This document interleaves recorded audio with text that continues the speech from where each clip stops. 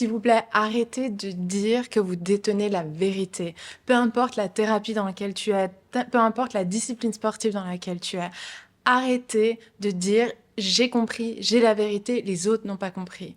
Il n'y a aucune discipline ou il n'y a aucune thérapie qui est la réponse à tout. Sinon, ça se saurait. Sinon, toutes les personnes qui font du yoga seraient en santé et heureuses. Toutes les personnes qui font, je sais pas, du reiki seraient en santé et heureuses. C'est absolument pas le cas. Et je pense que dans toute l'humanité, il y a très peu de personnes qui ont réellement compris cette vérité. Et comme quelqu'un m'a dit sur Instagram il y a pas longtemps, je crois que si on détient la vérité de l'univers et de comment l'humain fonctionne, on ferait plus partie de ce monde.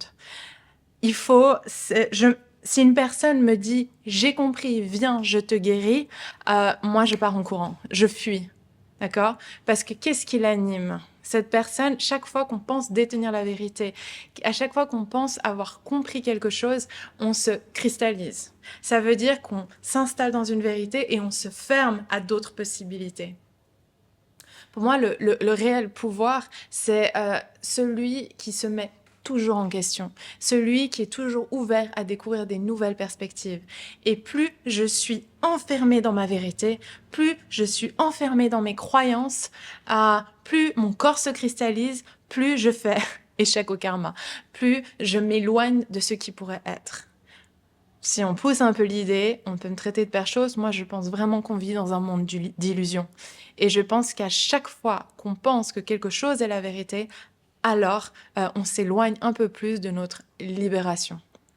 On s'éloigne un petit peu plus de notre autonomie. Et c'est comme ces maîtres spirituels qui viennent et qui te disent viens me voir, euh, viens me voir, de par ma simple présence, tout ton karma sera libéré. J'en ai vu encore il n'y a pas longtemps. C'est quoi ça? Personne n'a le pouvoir de libérer quoi que ce soit en toi. Et si on arrive à libérer une douleur physique chez toi juste en posant sa main, pose-toi des questions: d'où vient ce pouvoir? Est-ce qu'il est positif? On est les seuls qui pouvons faire un travail qui est honnête, qui est intrinsèque, et il n'y a pas d'autre chemin que la compréhension de son intériorité. C'est ce que je pense. Et encore, il n'y a pas de vérité. Regarde le monde médical. On attestait des choses il y a 20 ans qui aujourd'hui sont révolues. Quand j'étais enceinte, on me disait il faut donner du fenouil si jamais ton bébé a des coliques, et on donnait jusqu'à 1,5 litre de thé de fenouil aux femmes en postpartum en clinique.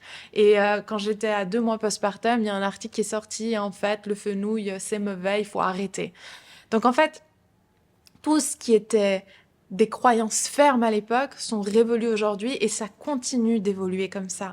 Donc même quand on fait une formation de yoga avec moi, il faut pas se dire que ce que je dis, c'est la vérité. Mes formations sont jamais les mêmes d'une année à l'autre, parce que d'une année à l'autre, j'ai des nouvelles compréhensions et je me rends compte que ce que je pensais avant n'est plus le cas, etc. Donc en fait, il faut garder l'esprit ouvert. À partir du moment où on se ferme dans un état d'esprit, dans une manière de voir les choses, et qu'on arrête d'écouter l'autre qui pourrait éventuellement être notre enseignant, on passe complètement à côté d'une opportunité de grandir. Donc si moi je dois aller demander de l'aide ou me faire soigner ou demander un soin, je vais jamais aller vers une personne qui pense avoir tout compris. C'est ce qui me fait fuir en fait. Je vais aller vers la personne qui est sur son chemin, qui a compris 2, 3 trucs et qui sait qu'elle a encore beaucoup à apprendre, et qui reste surtout très ouverte à toutes les opportunités qu'elle a en face d'elle d'en apprendre encore plus.